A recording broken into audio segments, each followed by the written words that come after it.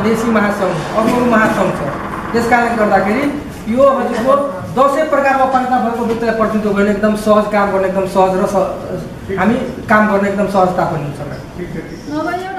ऋणले त्यसलाई माग गरेर थप्नुपर्ने कुराहरू तपाईँको हिसाबले थप्नु र थपेर हाम्रो टोलीमा बढीमा 1 घन्टासम्म बस्ने यो धेरै लामो चाहिँदैन।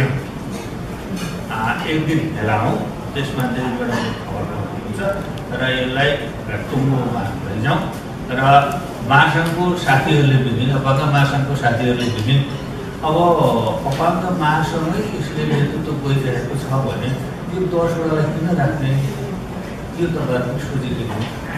हामीहरूले फेरि त नराखौँ भन्दाखेरि यो अपमान गरेको जस्तो हुन्छ कि त्यो पनि एउटा कुरो छ र तपाईँहरूले एकखेप सोचिदिनुहोस् र हामी पनि कुन मन्त्रालय राख्दा ठिक हुन्छ हामी पनि सोच्छौँ र यसलाई छरितो बनायौँ भने के हुन्छ भने कार्यवाही हुन्छ र यसलाई भारी बनायौँ भने बैठक सफल हुँदैन। भोलि हामीले कार्यविधि पासको कार्यान्वयनमा जान सक्दैन र अहिलेको हामीहरूको ज्वलन्त उदाहरण पनि यही छ। हामीले कानुन बनायौँ, ऐन बनायौँ, तपाईँको नियमावली बनायौँ, कार्यान्वयनमा गइरहेको अवस्था छ। यो तपाईँहरूले देखिरहनु पर्छ। अभिभावकहरूले पनि गर्नुहुन्छ।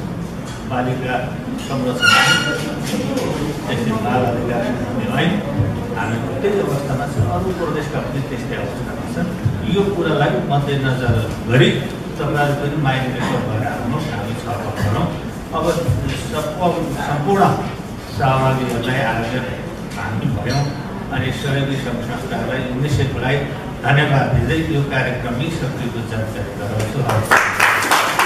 अर्थ मन्त्रालयबाट पनि प्रतिनिधित्व रहने र अपाङ्ग महासङ्घको प्रदेश अध्यक्षीय सदस्य रहने 5 सदस्यीय कार्यदल गठन गर्ने गरी आजको यो छलफलको निष्कर्ष यही निस्केको छ र यसले पनि हामीले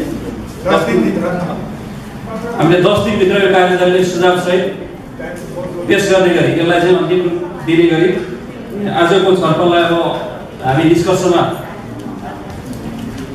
लानेछौँ र यो छलफलका विषयवस्तुहरू छलफलका यसको चाहिँ निचोड सहित आफ्ना भनाइहरू राखेर आजको यो अपाङ्गता सम्बन्धी विषयमा सरकारवालाहरूसँगको छलफल अन्तर्क्रिया कार्यक्रम जुन हामी नीति निर्माण कार्यनीति निर्माणको विषयमा केन्द्रित भएर धेरै छलफल गऱ्यौँ। यो अन्तर्क्रिया कार्यक्रमलाई समापन गरिदिनु हुन आजको अध्यक्षता गरिरहनुभएका खेलकुद तथा समाज कल्याण मन्त्रालयका निमित्त सचिव श्रीमान चुडामणि फेयाज्यूलाई अनुरोध गर्दै म पनि यहाँको माझबाट बिदा हुन्छु। नमस्कार।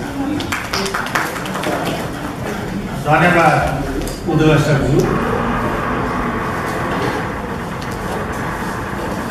कार्यक्रमका प्रमुख अतिथि, विशिष्ट अतिथि, काम विशेषले बाहिर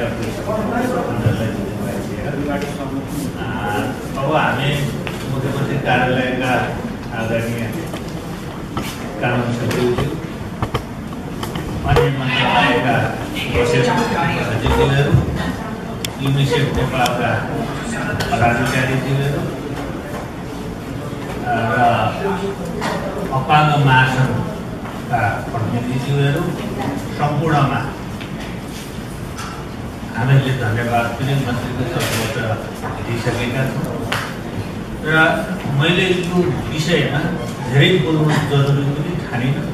यसै विषयसँग सम्बन्धित विज्ञले आफ्नो भोगाई र अहिले राष्ट्रिय अन्तर्राष्ट्रिय जगतमा भएका कुराहरू समेत यहाँ राखिसक्नुभएको छ र मन्त्रीज्यूले पनि मधेस सरकारले आफ्नो मन्त्रालयले अपाङ्गता सम्बन्धी हामी के गर्यौँ, भविष्यमा के गर्छौँ भन्ने कुराहरू पनि आइसकेको छ र अब मैले समापन गर्दा गर्दै के गर्न जरुरी छ भने यो अहिले हामीहरूले जुन कार्यविधि लेखिरहेका छौँ त्यसको ई कपी कसको ल्यापटपमा छ र यो सुधार गर्नुपर्ने हामीहरूले यहाँ छलफलबाट आएका कुराहरू पछि गृह कानुन तथा सञ्चार त्यो राख्नलाई त राख्नु छैन, त्यो सबै राख्नु त्यसमा केही काम गर्ने किसिमले एउटा मन्त्री कार्यालय अपोजिट चौध 15 जना त उहाँहरूको पट्टिबाट मात्रै भयो। 10 जनाको हुनुभयो 3 जना फेरि अर्को यो अभियन्ताहरू मात्रै अहिले काम गर्ने होइन